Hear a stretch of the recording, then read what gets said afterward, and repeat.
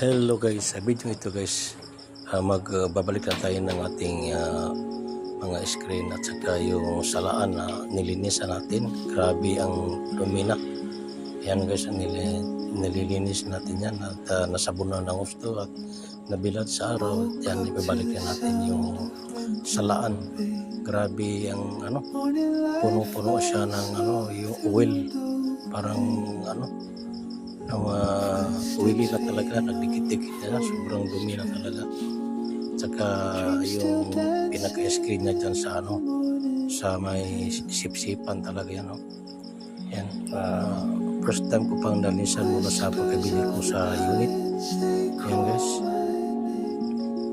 kinakabit natin yan. Para nahirapan pa akong magkabit niyan kasi first time ko pang magkabit. Ayan pa. Kailangan talagang malinisan natin yan kasi nakatutok yan sa ating niluluto yan. Baka malaglagan ng mga dumi. Kaya importante talaga siya na malinisan. Ayan, nakabit na natin yung parang salaan niya.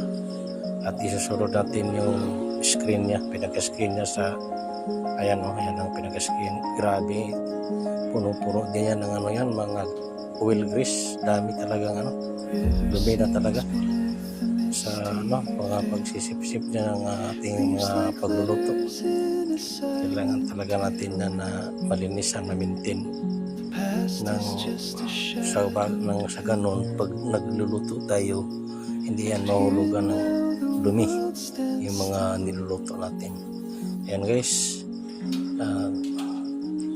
sa sunod nating video guys, huwag kalimutan mag-subscribe at like ang ating video para laging updated sa ating susunod na i-upload. Guys, maraming salamat.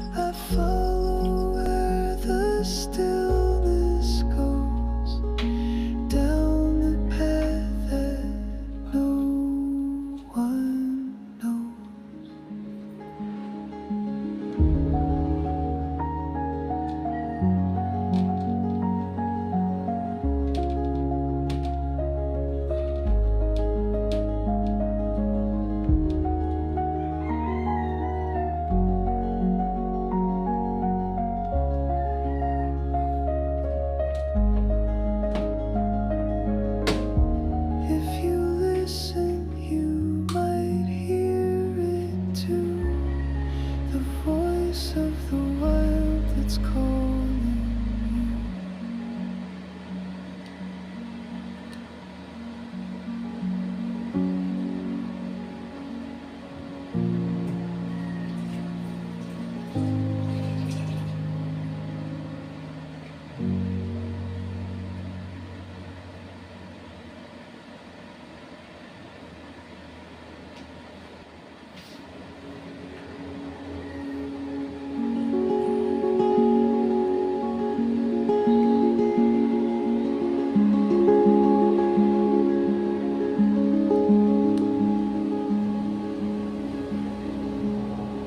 Woke up to the sound of wind and rain. Morning light falls soft through the window.